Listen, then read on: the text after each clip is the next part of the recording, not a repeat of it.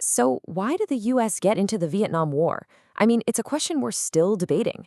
Was it some kind of tragic mistake, a noble fight, or was it just inevitable? We're going to dive deep into that and try to untangle all the threads that pulled America into its longest and probably most controversial war. You've probably heard the most common explanation, right? The domino theory. President Eisenhower summed it up perfectly here. You knock over one domino, and the rest are sure to fall. The idea was simple. If Vietnam goes communist, the whole region is next. It's a powerful image for sure.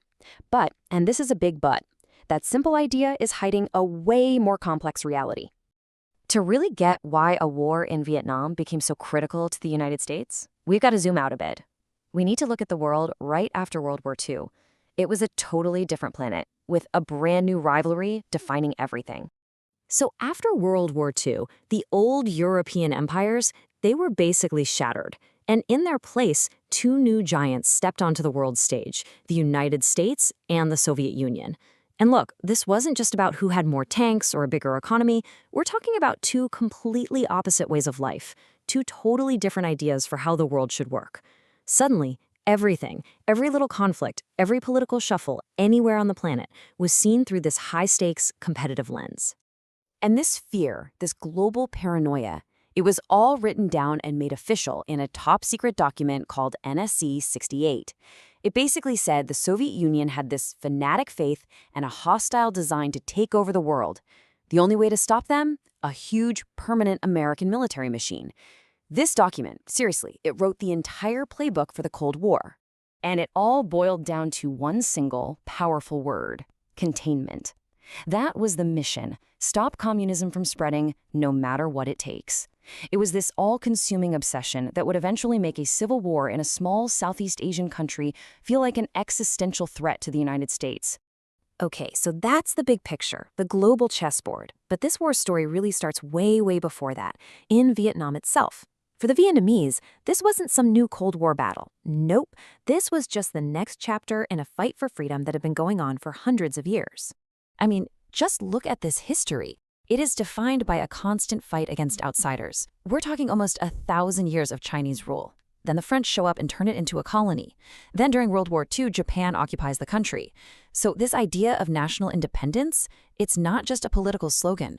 It is baked into the very soul of Vietnamese identity. And out of this long, painful history comes a guy like Ho Chi Minh.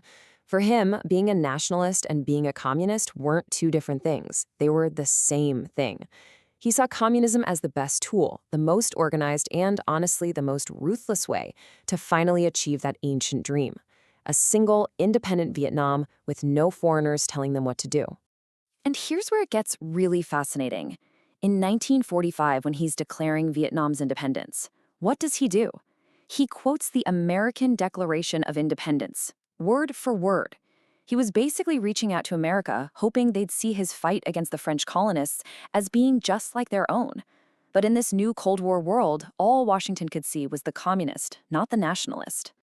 All right, so fast forward to 1954. After years of brutal fighting, the Vietnamese pull off the impossible and actually defeat the French. The world is stunned. So all the big powers get together in Geneva, Switzerland, to try and figure out what comes next and hammer out a peace deal.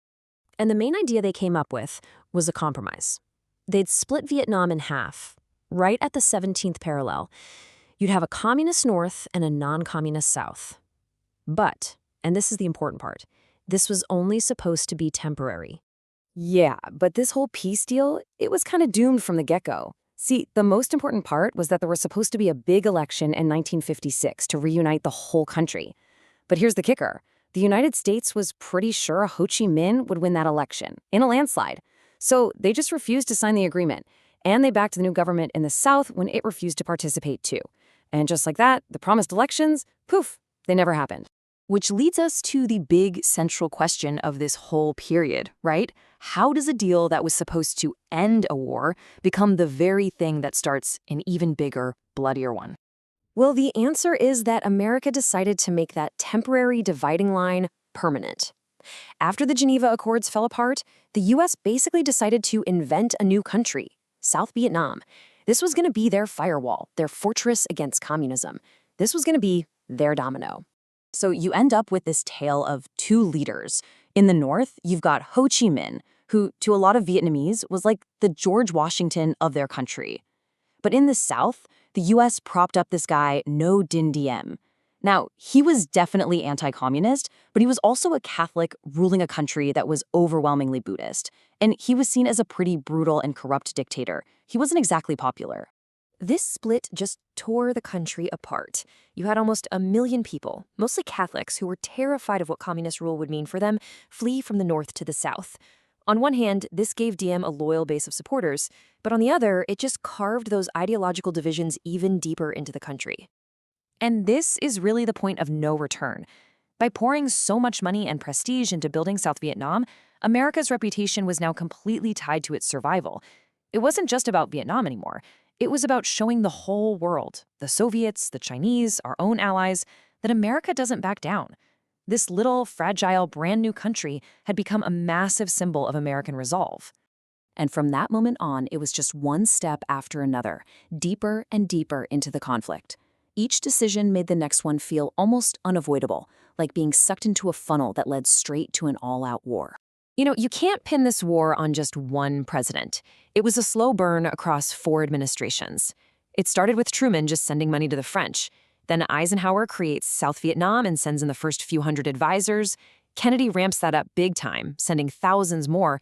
And then finally, it's Lyndon Johnson who crosses the Rubicon and sends in the first U.S. combat troops in 1965. And the piece of paper that made it all legal? That was the Gulf of Tonkin Resolution. After a really confusing and still debated incident in the waters off of North Vietnam, Congress basically handed President Johnson a blank check to wage war however he wanted to. It was a near unanimous vote.